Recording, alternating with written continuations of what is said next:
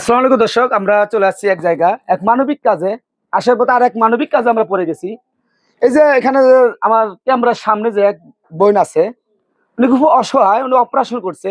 ওনাদের এমন বর্তমান যে অবস্থা আর্থিক, সেটা মানুষের বাড়ি বাড়ি বা হাট বাজার কারেকশন করে চিকিৎসা করছে।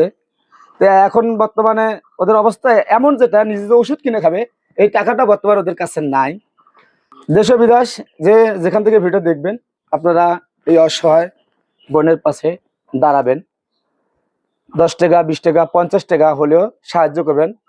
আমরা ওনাদের নিজস্ব যেটা ফোন নাম্বার, নগদ বা বিকাশ, এটা আমরা স্ক্রিনে বা কমেন্ট বক্সে দিয়ে রাখবো। যে যতটুকু পারবেন অসহায় পরিবারের জন্য একটু সাহায্য করবেন। ছোট্ট একটা ঘর, এই ঘরে তাদের বর্তমান ছোট্ট একটা ঘরে যে তাদের অবস্থান। আমরা আরেক মায়ের কাছে জিজ্ঞেস করবো যে মা কি বলে। মা, আপনি কেমন আছেন? এইদিকে একটু আসবেন।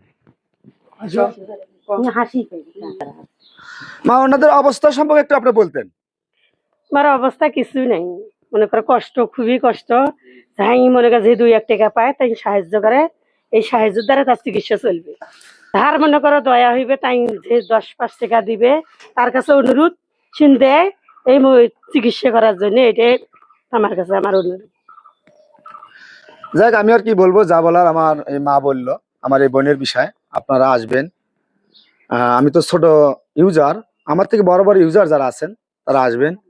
আসে এই মানবিক কাজে যতটুকু সহযোগিতার প্রয়োজন এতটুকু করবেন।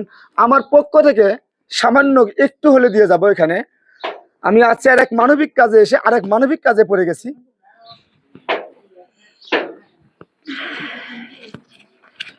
যে আমার পক্ষ থেকে আমি আপাতত 1 দিন বা 2 দিন বা 3 দিন কাজ হবে, আমি তা জানি না, আমি 300 টাকা দিলাম। মানে নাও,